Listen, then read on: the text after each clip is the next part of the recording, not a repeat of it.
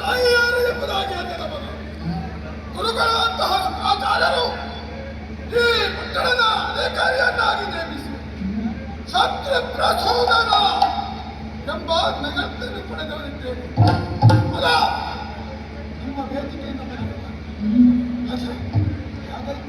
ಈಗ ಇಲ್ಲದಿದ್ದರೂ ಇಂಥ ಜನಗಳು ವಿದ್ಯುಚ್ಛಲ ಪರಿವೇಶಂತ ಮಹಾಸಭೆ ನಾನು ಓದಕಂತ ಸಂದರ್ಭ ಹೊಗಳಿಕೆ ಕೇಳಬಾರದೆ ಅಸುರ ಕುಲವೆಂಬ ಮಹಾಸಾಗರ ಒಕ್ಕೇರುವಂತೆ ಮಾಡಿದ ಚಂದ್ರಮೋ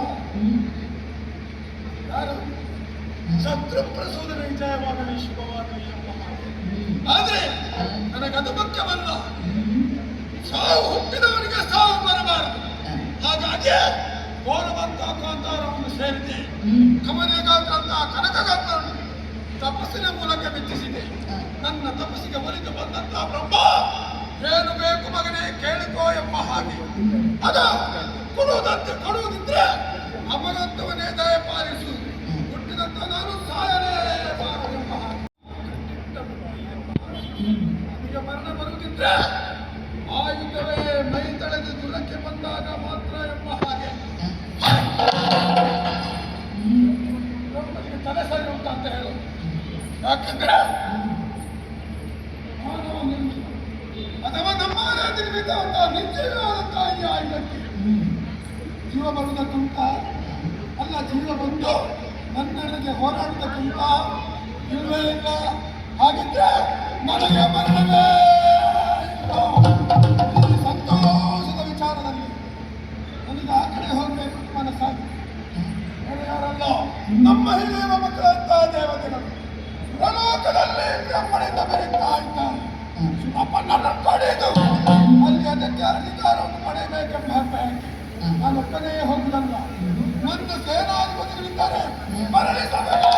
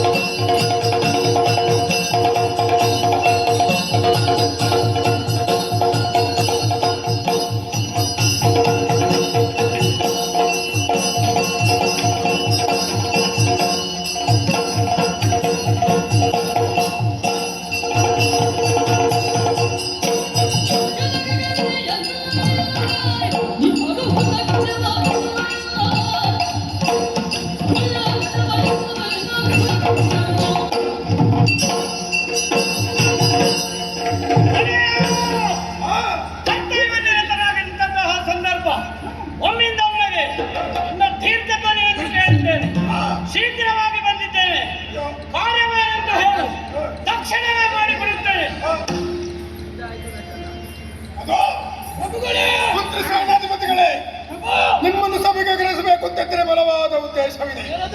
ನಮ್ಮ ವೈಯಾದಂತಹ ಸುರಪ್ಪ ಸ್ವರ್ಗಲೋಕದಲ್ಲೇ ಮೆರೆಯುತ್ತಾ ಇದ್ದಾನೆ. ಚಿಕ್ಕಮ್ಮನ ಮಕ್ಕಳ ಅಂತವರನ್ನು ಅಲ್ಲಿಂದ ಬಡಿದೋಡಿಸಿ ನಾಲ್ಕರ ಪದವಿಯನ್ನು ಪಡೆಯಬೇಕು ಎಂಬ ಮಹತ್ವಾಂಶವನ್ನು ಇರಿಸಿಕೊಂಡವ. ಹೋಗುವ ವಿಚಾರದಲ್ಲಿ ಅಭಿಪ್ರಾಯ ಕೇಳು